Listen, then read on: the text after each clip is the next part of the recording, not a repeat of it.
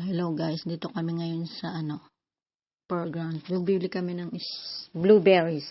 So, last year, meron dito. Every year yan, nagtitinda sila ng mga murang mga seedlings na mga halaman, mga puno na pantanim. So, ayan. Last year, hindi kami nakakuha kasi nung pumunta kami rito, naubusan kami. So, ayan.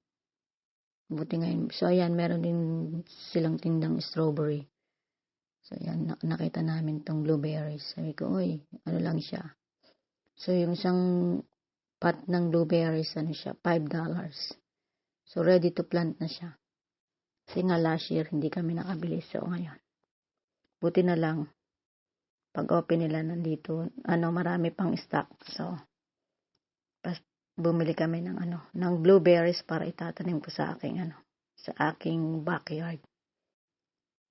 So, yan. Mimili na kami. Meron silang dalawang tinda dito ng blueberries.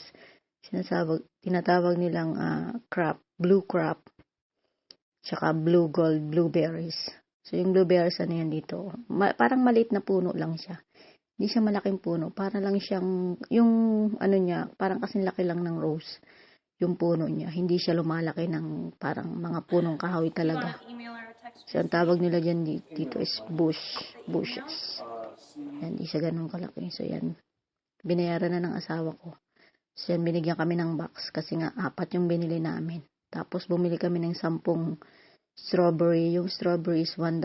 So, 10 para siyang mga ready to plant na rin na maliliit na strawberries. Yan, binitbit na ng asawa ko yung aking blueberries.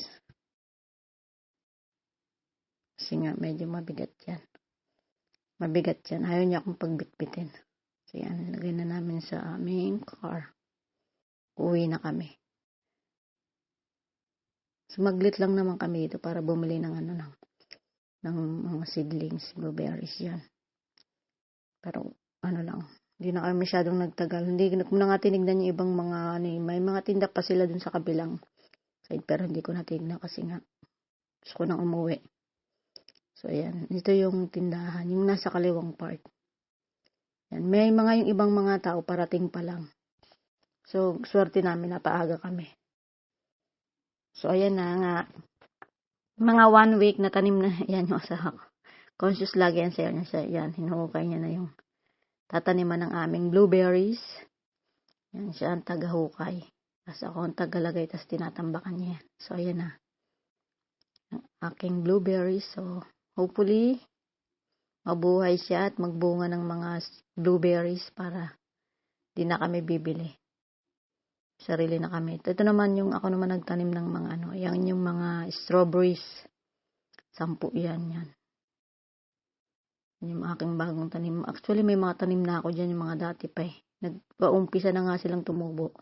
Kasi nga spring na. So, ayan. Balik tayo di sa tinatanim ng asawa kong blueberries. Yan. Tinambakan niya ng mga ng lupa. Yung aking blueberries. Yan. Kumuha siya ng lupa dun sa aming panambak na natira. Yan. Para daw mas maganda.